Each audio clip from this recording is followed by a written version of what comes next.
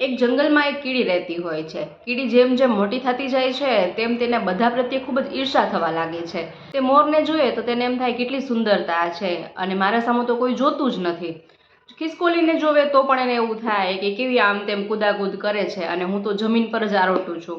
અને પતંગિયાને જોવે તો પણ તેને એમ થાય કે કેવું આમ તેમ ઉડાઉડ કરે છે અને હું તો જમીન પર જ પડ્યું રહું છું।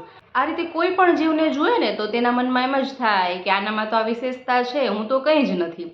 અને આ રીતે બધા પ્રત્યે ઈર્ષા થવાના કારણે પોતે મનોમન ઉદાસ થઈ જાય છે। એવામાં એવું બને છે કે એક વખતે જંગલમાં ખૂબ જ મોટું તોફાન આવે છે, ભારે વરસાદ આવે છે, વાવાઝોડું આવે છે।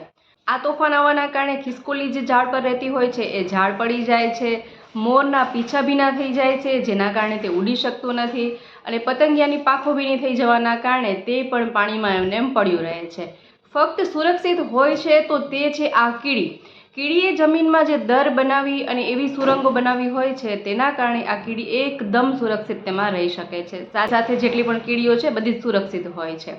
તોફાન જ્યારે થંભી જાય છે તો કીડી બહાર નીકળે છે તો જુએ છે કે તે જેની ઈર્ષા કરતી હતી તેઓની તો ખૂબ જ ખરાબ હાલત છે।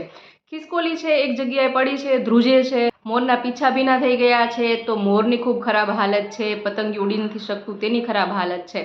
એવા સમયે તે પોતાની કોલોનીની બધી જ કીડીઓને કહે છે કે આ બધાની ખૂબ જ ખરાબ હાલતના કારણે આપણે તેની કંઈક મદદ કરવી જોઈએ, ચાલો તેના માટે આપણે કંઈક કરીએ। અને ત્યાર પછી ખિસકોલી માટે બધી જ કીડીઓ ભેગી મળી અને પાંદડા સરસ ગોઠવી દે છે અને ખિસકોલીને કોરી જગ્યાએ રાખે છે અને બધી જ કીડીઓ સાથે મળી અને પતંગિયાને પણ ઉપાડી અને કોરી જગ્યાએ લઈ જાય છે, મોરના પીછા પણ સૂકવી દે છે અને આ રીતે ખૂબ સારું કાર્ય કરવાથી તેના મનમાં પણ એટલી પ્રસન્નતા થાય છે।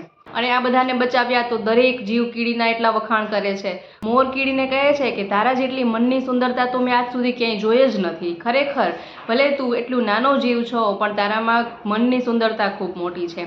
ખિસકોલી પણ તેના વખાણ કરે છે અને પતંગિયું પણ તેના વખાણ કરે છે કે તારાથી મોટું તો કોઈ ગણી જ ન શકાય। ત્યારે આ કીડીને ખૂબ જ આનંદ થાય છે અને ત્યારે તેને સમજાય છે કે ફક્ત સુંદરતા જ મેટર નથી કરતી, માણસ ભલે ગમે તેટલો નાનો હોય પરંતુ જો તેનું હૃદય મોટું હોય તો તે સૌથી સર્વશ્રેષ્ઠ ગણાય છે।